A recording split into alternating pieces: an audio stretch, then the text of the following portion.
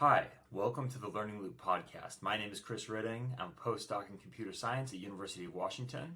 And on this show, I talk about Learning Loop, which is my approach to remembering what I need to remember and forgetting less of what I should remember in order to live a more meaningful, better put together, more efficient life. And Learning Loop consists of 3 steps, as you've heard if you've been here before. The first step is take notes on what is salient or meaningful to you. Little thoughts, little connections, little epiphanies, you write those down. Lots of people already do that step. Most people fall down on the second step, which is making those notes accessible to a future you, so that if you happens to find those notes, which is a different matter, you would actually understand what they're saying, you would find them compelling, you'd find them persuasive, and additionally, indexing them or arranging them or organizing them so that you can find them when you need to find them. So that's the second step, is making those notes accessible to a future you. And then the third step is using those notes to solve your problems and answer your questions. So this is Learning Loop, and in the first episode, I took you through this abstract framework. I took you through the abstract arguments for it, and I said that on this show, we're going to basically do a bunch of training sessions and examinations and case studies of this framework from a bunch of different angles and a bunch of different concrete instantiations. So in the next several episodes, until this episode, we have both had conversations with Learning Loop skeptics. I think those were episodes 6 and 7.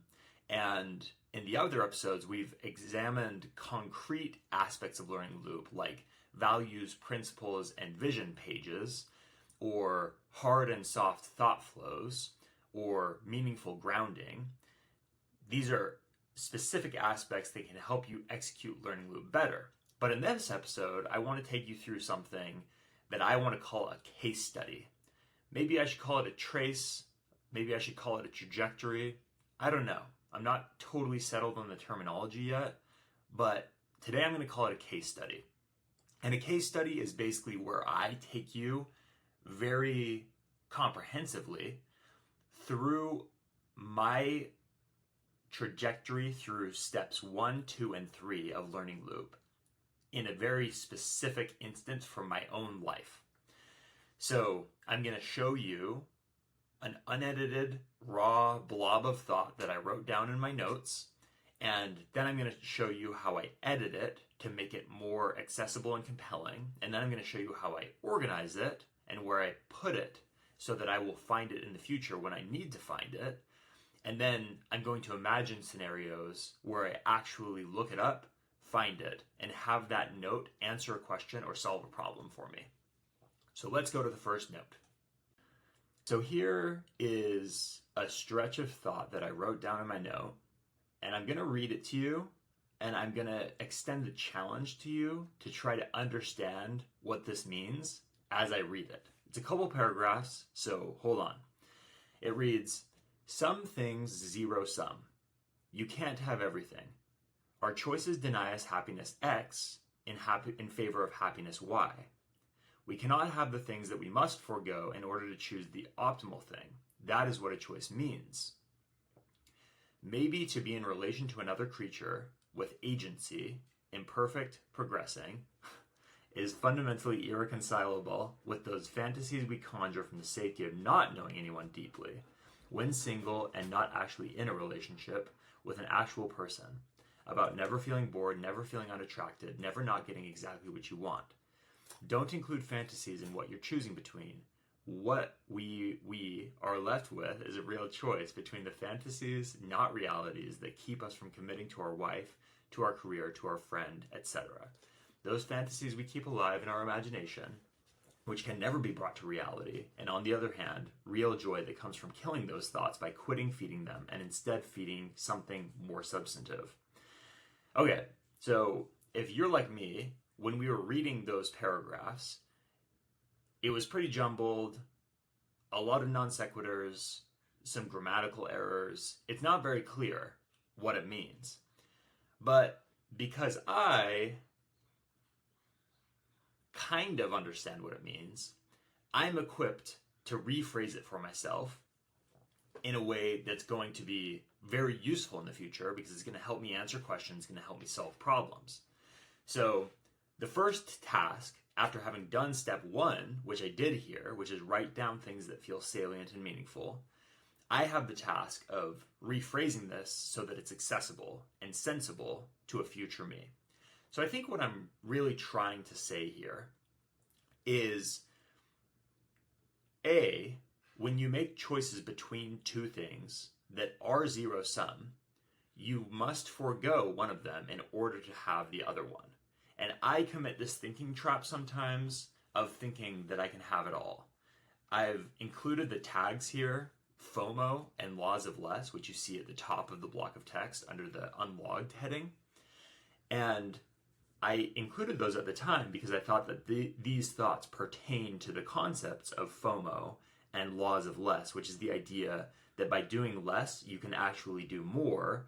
Because if you spend, 5 minutes a day on dozens or hundreds of different projects, you're not going to progress on them. Whereas if you spend all of your time on one day on one project, you will progress on that.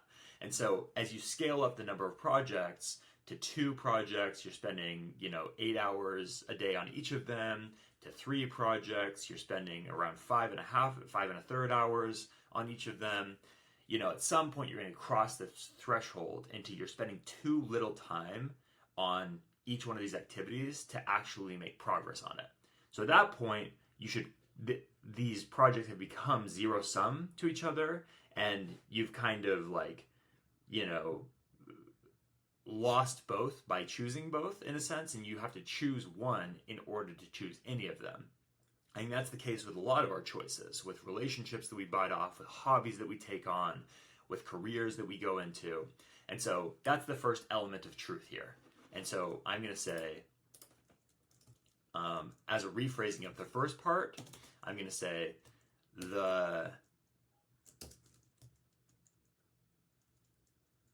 sometimes choices must be made at the exclusion of other choices. You cannot choose everything and must give some things up in order to have anything at all. Okay, so sometimes choices must be made at the exclusion of other choices. You cannot choose everything and must give some things up in order to have anything at all. I think that's a lot more compelling, it's a lot more concise, it makes a lot more sense. So there's a second idea in this blob of text, which is that I can sometimes fall into the thinking trap of comparing bundles of options, some of which are real and some of which are fantastical, some of which are impossible, some of which are totally imagined. So, I'm on Instagram and I'm on Twitter and I'm on the internet generally. And I think a byproduct of being on those platforms is that when I see somebody who's able to do stand-up comedy for their career, and somebody else who's able to direct movies with their career, and somebody else who's able to win a Nobel Prize in science for their contributions in their career, and somebody else is able to be out in a national park all day and take videos of their experience being a park ranger and post that to social media, and that's their career. I can see all these different careers that you could not have all those careers rolled into one. I mean, sometimes you get to do several things in a career, but you don't get to do everything in a career. And you only have so much time at the end of the day. So I think that it's a kind of a natural psychological artifact of being online and seeing many different people excelling at many different things in a way that's pretty unprecedented in human history. To combine those into a dream girlfriend or boyfriend or wife or husband or partner or career or expenditure of leisure time, we just can easily roll these things all up into one, and we don't actually feel what I said in the first part of this text, which is that we must forego some things in order to choose other things. And so you can make these impossible choices and then compare the impossible choices to the possible choices. And so I can compare my real career as a computer scientist or a real career as a working musician to some career where I get to be a professional triathlete and a Turing Award winner and a startup founder and a stand-up comedian. And that last career, the Uberman, everything rolled up into one entire kitchen sink career, that should not be in my comparison bundle because it's not a real career. And I reasonably should compare being a musician to being a computer scientist, and maybe a computer scientist who gigs on the side is a third option that I could choose. But I shouldn't compare real options to fake options. And so here I would say, make sure not to compare real options to fantastical, imagined, impossible options, or else you will be biting off a lifetime of disillusionment, restlessness, and dissatisfaction. Whoa. Dissatisfaction. Okay, so basically, these last two bullets are much more concise, accessible, sensible phrasings of the above two bullets. And so I'm going to go ahead, I'm going to delete those first two bullets, and here I've rephrased these for a future me. So I've done the first part of step 2, which is to make things accessible in language and comprehensible. But I also can do another thing in step 2, which is to place this where I need to place this in order for it to be very useful. And so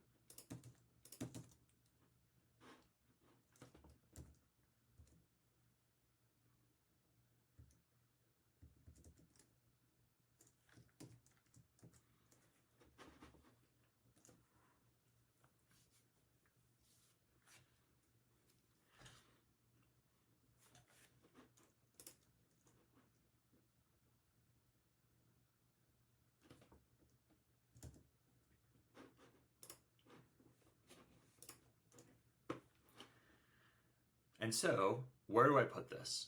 Well, the first clue about where to put it is what I thought at the time it should go under: FOMO and laws of less. These are pages in my note database where I've consolidated all of my resources about FOMO in one place and laws of less in a different page. So what I can do is I can copy a reference to this note, and I copy a reference as opposed to the note so that when I make changes to the actual note, it will reflect those changes everywhere I've referenced it, rather than having to change the text of the note everywhere I've ever copied it. So I'm going to copy the reference, I'm going to go over to FOMO, and I'm going to put this under a new section called Solutions. So now when I'm feeling FOMO and I look up in my notes, FOMO, and I want to solve it, it will be right here waiting for me under Solutions. I can also go to Laws of Less, and I can see that I just kind of have some, a random definition or elaboration of the laws of less, an argument for it maybe. And so I'm just going to decide to put this thing called a notes section. I'm going to copy it, the text that we just referenced from the original note in here as well. I'm going to put the note that was already in laws of less under notes as well. And so now when I'm writing an essay about laws of less, or I'm explaining laws of less to a friend, I can pull out this note and have it as a little reference for myself. I also think that it could be good under my overcome page. As I'm working on indexing this right now and organizing it and arranging it so that I can find it in the future, it occurs to me that a page that I've used a ton is the overcome page. And this is basically when I'm struggling with something and I want to overcome it, I will go to this page. And so this has a big list of things that I've always struggled with, or I often struggle with. And so, I have like physical problems that might include tiredness or back pain. I also have like a depression section. I also have a FOMO section. I also have a stress and anxiety section. I also have an overstimulation section. These are all sections that include advice to myself when I want to overcome things. And so this is a page that I actually hit a lot. And I know that because I've done step 3 of Learning Loop, of actually using my notes to solve problems enough so that this has made it into my mind as like, that's where you go. And so this is actually a good place for FOMO, my notes on FOMO to go, because A, I'm already used to going there to overcome things, and B, there's already a FOMO section in the overcome page. And so I open it up and I include as a solution to FOMO this thought about making sure to understand why choices must be made.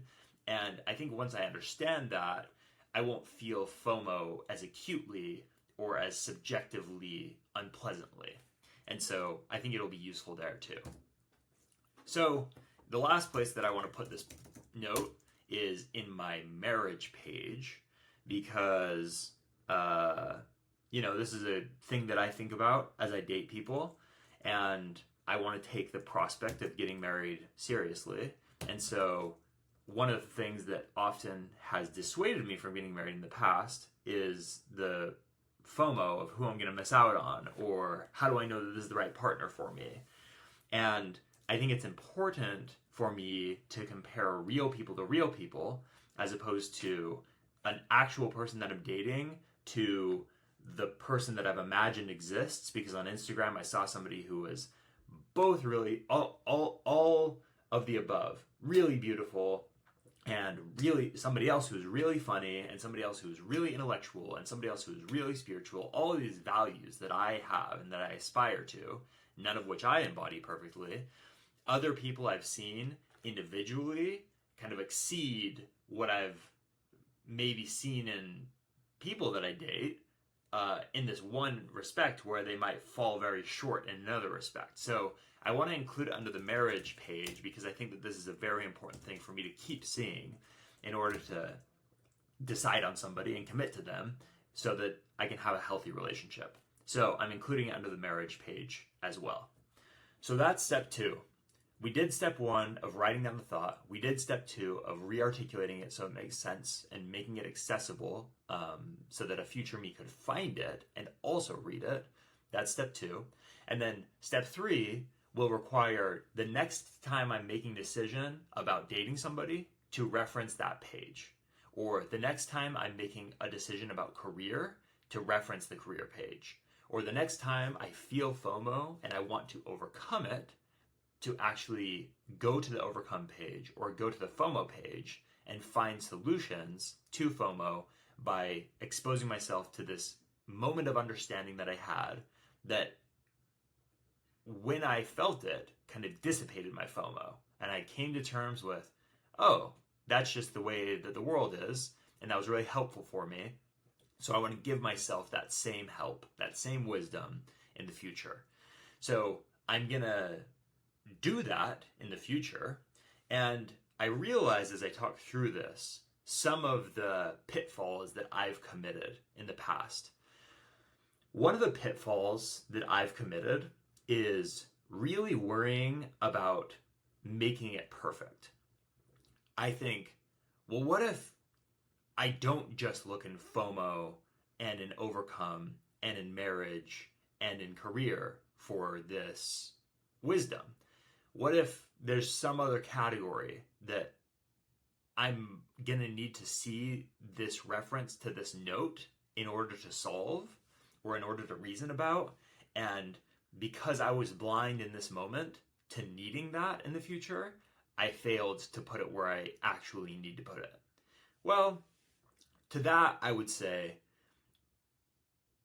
because that FOMO page exists, and because that overcome page exists, and because the marriage and the career pages exist, you have needed those pages before, and every time you use a page, it will become further cemented in your memory.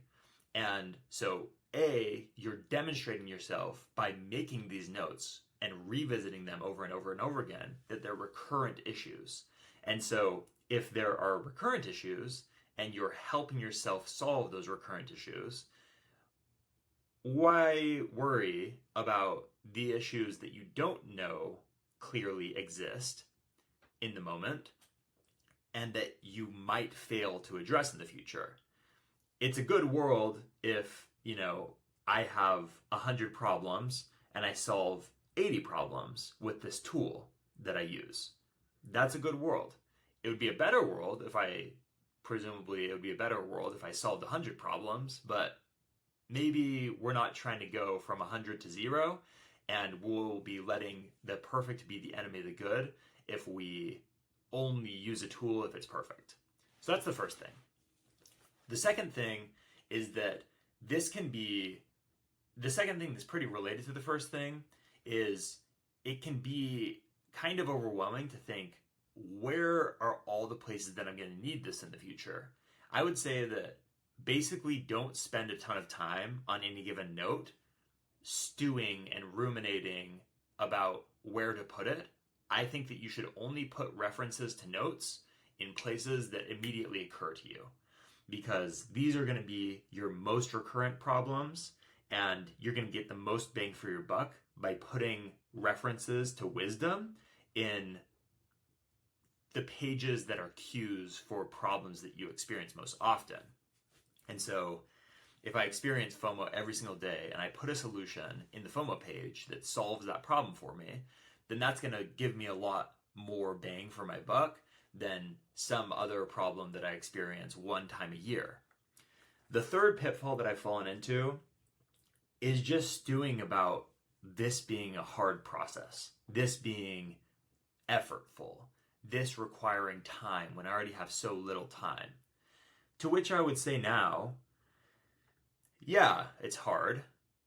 It doesn't need to be. There are ways that you can make it really hard, and there are ways that you can make it really efficient and easy, like this advice that I'm giving right now about not stewing too long on making any given note indexed into the right place or super accessible. If I read a note at the end of the day and I'm like, oh, where does it go? And I'm thinking about it for 20 minutes, that's going to feel very hard. But if I read a note at the end of the day and I say, ooh, that solves my FOMO problem, and then I put it in FOMO, that was 5 seconds. And the easiness almost corresponds to the importance of the problem, because epiphanies often come where you read something that seemed unrelated to a problem, but because a problem is so important in your mind, you're like, oh, that solves that problem.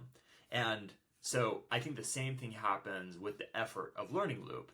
And it also is true that, going on a run is hard, but we still do it because it makes a big difference for how good we feel. And it also is true that relationships are hard and they require time, but we choose them because they're fulfilling and they make us better people and they give us a sense of joy and meaning in our lives. So don't balk at the time that is required. Ask yourself, what might I get out of this? And if it's worth it to you to stop forgetting the things that you forget that could be very useful for the future you that faces the same problems over and over and over again, or would have forgotten this wisdom, or would have let slip that statistic, which would be really useful to make an argument that you're making. If that sounds useful to you, and if you do have a forgetting problem, and if you do face the same problems recurrently, then I would say try Learning Loop. Try going through this same kind of trajectory, but for your own note use. Iterate on it. It's supposed to be a loop. It's supposed to not go perfectly the first time, not go perfectly the second time, probably never go perfectly, but over time, you're refining this resource of your notes, which is kind of like a database. It's kind of like a program.